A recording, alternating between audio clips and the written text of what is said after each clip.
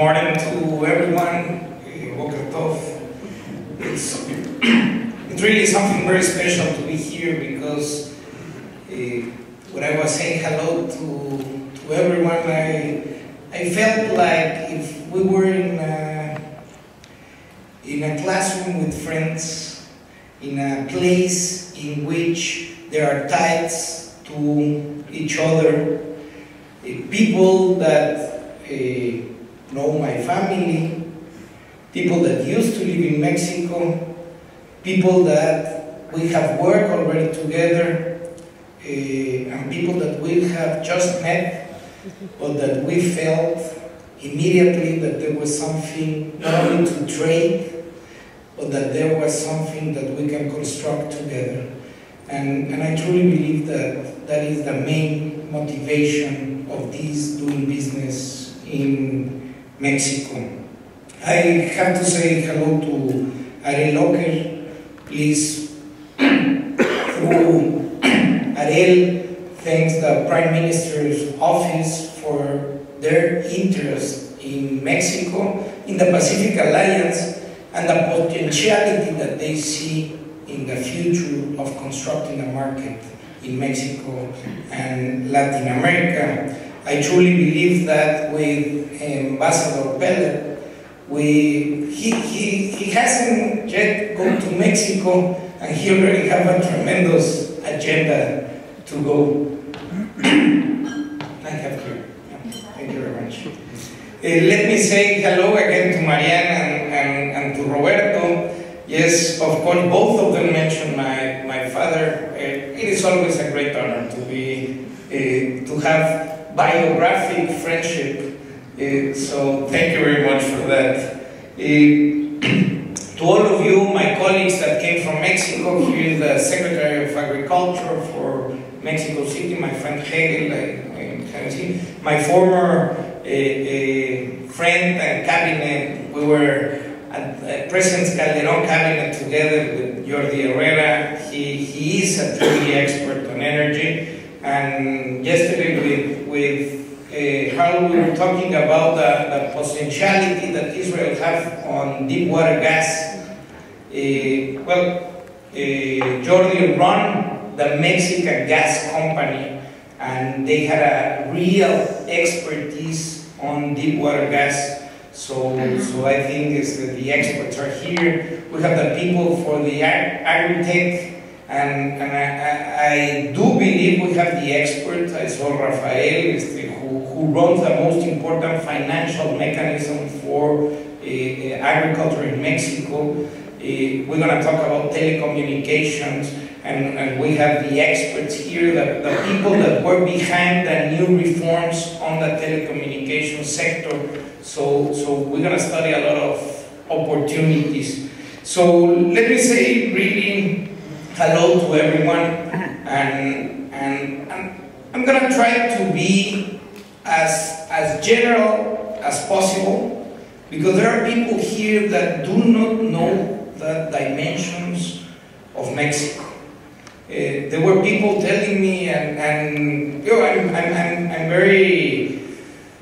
I'm very eager to talk about Mexico, because Mexico is a tremendous and a magnificent country with huge opportunities, with a huge size and a tremendous economy.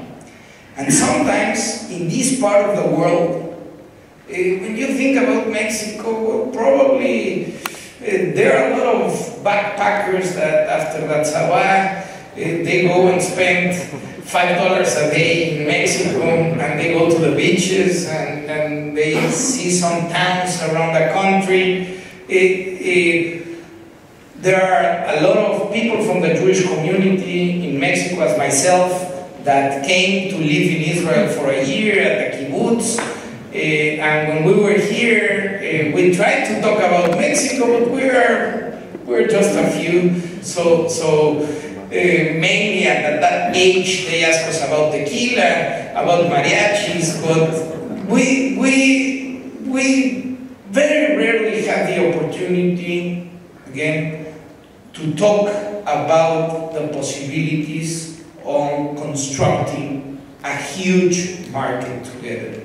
In Israel, as Ofer and Harold were saying, you have to work with what you have. And that was building talent, building knowledge and know-how. In Mexico, we have also built a lot of talent, a lot of knowledge, but we also have a huge market. So let me talk about Mexico.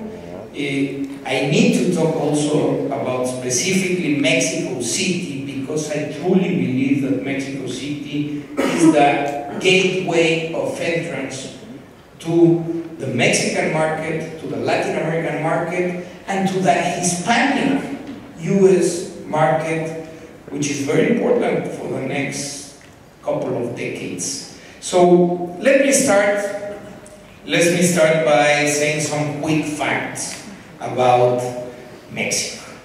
The first one is that the territory of Mexico equals the 4 largest countries in Europe. That is that. The size of Mexico is equal to Germany plus Spain plus France plus Sweden. You know, sometimes the maps are like, and you see this country far away from here, but the size of our country in terms of land is huge. Also, let me tell you, if you measure Mexico from end to end to Tijuana, that actually Tijuana also has a small, very small Jewish community, to Mérida, Yucatan, where the Mayans were, it is the same distance that from Moscow to Barcelona. Just to give you an idea of the size of Mexico. How small we are. Yeah. I'm going to talk about that. Mexico has access to both of the oceans, which is also something that is worth to think about. And there are really, if we think about the Pacific Alliance, but we have also a free trade agreement with Europe, and we have APEC on the other side, and we are right in the middle. If we talk about the coastline of Mexico, let me tell you that it's the 30th largest coastline in the world. So we can also talk about that. Mexico also stands out in terms of, for example, population. In Mexico, we are 118 million people. That equals the whole population of Spain, plus Colombia, plus Australia, for example. Last Israel. We'll talk about that. Not a big difference. Well, 8 million. Another thing that is interesting, and I have to put it into the table, because in terms of economic geographic area, Mexico is North America. Many times, and when I was in Israel and when I've been in Israel, they talk about South America and they talk about Mexico. But Mexico is really in the north part of the continent, and actually the largest economic area in the world is the NAFTA, the North American Free Trade Agreement, which is a free trade agreement between Mexico, the US, and Canada. There's not a larger economic zone than North America, and I think it is really important to have it in mind. If I put there that it was larger than or equal to China plus Japan plus Germany, just to put it in. Also, Mexico has a huge manufacturing sector, very advanced manufacturing sector. I don't know if you know that Mexico is the 4th largest producer of cars. We are one of the largest manufacturers of aerospace industry, So there are a lot of opportunities also there that we never think about if we're in Tel Aviv sometimes. Some economic insights. In the tertiary sector, financial services in general, consumption is the largest in the Mexican economy.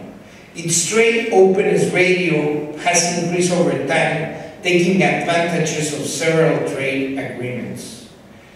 I have to say, and I know many of you know it, but we have to put it also into the table. Offer talked about it, but since the year 2000, Mexico and Israel have a free trade agreement.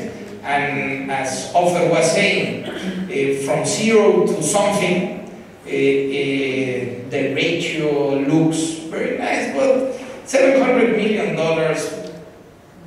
with the potential that we have together, we have to see that something really small. And well, Mexico is exporting to Israel $100 million. It's really nothing. I mean, I was yesterday at a restaurant and I saw a juice from Mexico in Spanish. But we have such a potential of constructing together that we really should think on what else should we be doing. Mexico has, and I have to say so, since 30 years ago, Mexico decided to go deeply into free market. Mexico has already 12 free trade agreements involving almost 44 countries around the world. So it's probably one of the countries that is more open to free trade. So seeing Mexico as a strategic partner for other markets, it is a real smart way to go. Mexico is among the world's most competitive countries in terms of productive investments, thanks to its macroeconomics and political stability. Mexico it's a democracy, a well-established democracy in which votes count, in which we have been going from one party to another, in which no party has a majority on our deputies and Senate chambers, but in which every transition goes in peace and with dialogue and in a democratic environment. Mexico also has made a big, I would say, a huge effort in its macroeconomic stability. Our public deficit is less than 1%. Our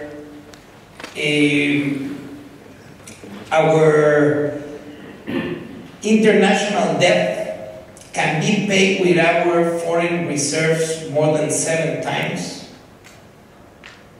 We have an inflation rate of around 3%, and that has happened over the last 25 years with a huge effort. Sometimes such a terrible effort in order to have macroeconomic stability that it went against growth or equality. But Mexico really got very serious on our place in terms of having a macroeconomic stability. Now we can start growing on that effort that we had over the last decades. The size and strength of our domestic market, again, we're talking about 120, almost 20 million people. Mexico has diversified its exports destination by including markets for agricultural goods such as Russia, Singapore, and today, Israel. As I did promise you, Carl, let me just make some comparisons. Yes, the area, and the population. Israel could fit almost 100 times in Mexico. For every Israeli, there's 15.1 Mexicans.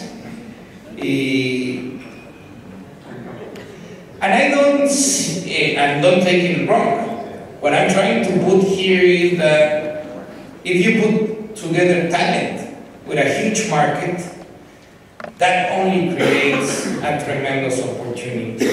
Let me also tell you, because yesterday when I was with both two of the vice mayors of Tel Aviv, one of the things that they are really proud of is that Tel Aviv has a very young population. And in fact, it is a young population. But let me tell you that the median age in Mexico is 29 years of age. We are aging, but only 10% of our population is above 60 years of age. In the year 2040, almost 1 out of every 4 Mexicans, we are going to be above 60 years of age. But today, Mexico is a real young country, and that opens a demographic opportunity which is tremendous. We are in the moment in our history in which there are more people in age of producing than ever in our history. So I think that is something that we have to take into consideration for considering Mexico. We can talk about also the openness of the economy, foreign direct investments, exports of goods and services. I was telling you about our trade together. This I have to say, just to get your attention off it. Okay. From the trade and the foreign direct investment from Israel to Mexico, almost 90% of it came to Mexico City.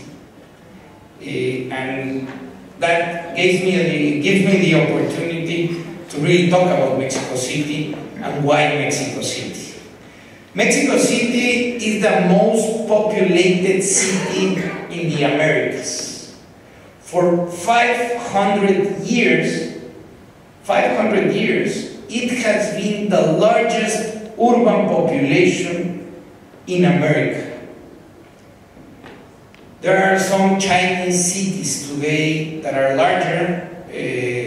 Tokyo is larger than Mexico City, but in the Americas there is no other city as big as Mexico. Mexico also has a very young population. Our median age is 30 years of age. Mexico is the 8th largest city economy, and I would say 202 billion US dollars of GDP is almost as Israel. Almost. Israel is 268 billion dollars. So Mexico City economy has the size. Roberto was saying an African, and I don't want to be politically correct, no, but the size of Israel. If you compare Mexico City as the powerhouse of the Mexican economy, Mexico City represents 17% of the Mexican GDP. Mexico City is an economy larger than Hungary, New Zealand, or Romania.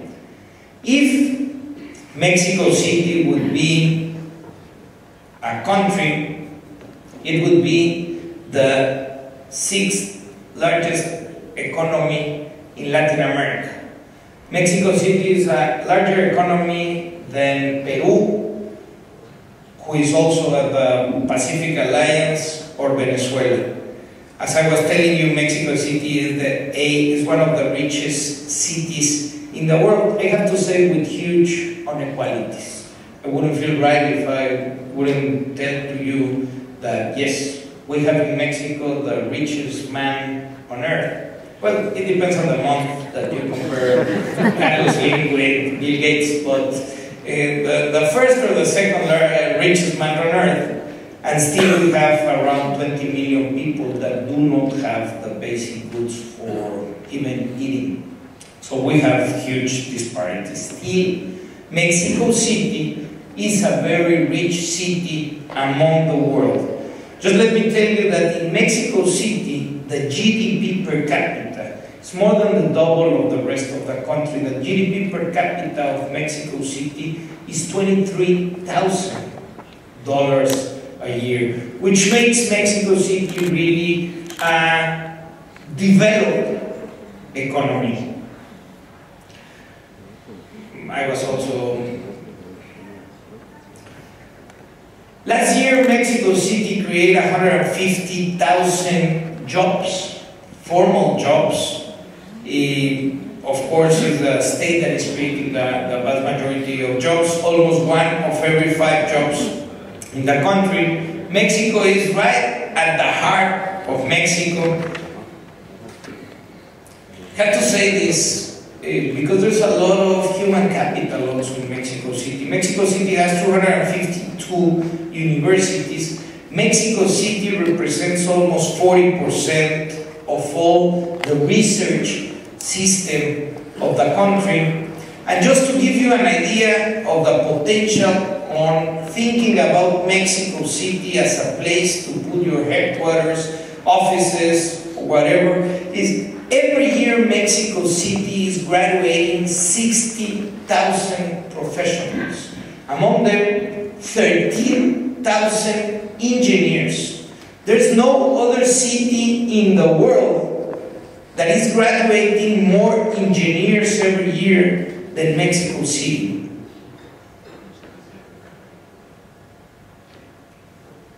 Mexico City is home of many economic units, most of them small businesses, which represent 50% of all the employment.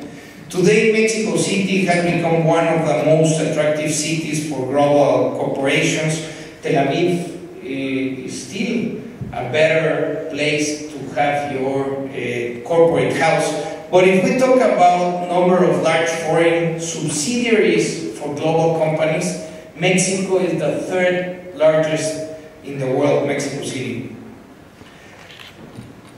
The connectivity of Mexico City is tremendous, as I was telling you. We are between the 2 oceans. We have Latin America to the south. We have the US to the north. We're in a privileged position. Also, one thing that is important in order to think about doing business together is Mexico City offers the lowest business cost in the North America. The lowest cost index in general for cities of more than 2 million people, the lowest cost in digital service in all North America, the lowest cost in R&D services in all North America, the lowest cost in manufacturing, the lowest cost in corporate services for North America, and in general, we have attracted investment. Over the last 15 years, Mexico City has attracted more than 50% of all the foreign direct investment to the country. I'm going to talk quickly about in which sectors should we can start thinking on building together and thinking about Israel in particular. Biomedical industry, health industry, it's a fantastic alternative for Israel. I mean, today, with technology, we can do research in both sides of the world. There have already been delegations of our National Institutes of Health to the most prestigious Israeli hospitals, and they are already working together in different issues, in cancer, in diabetes, in different issues. Doing clinical trials in Mexico is much more cheaper and much easier than doing them in Israel. Our regulatory agency in Mexico, our FDA, It's already a world-recognized regulatory agency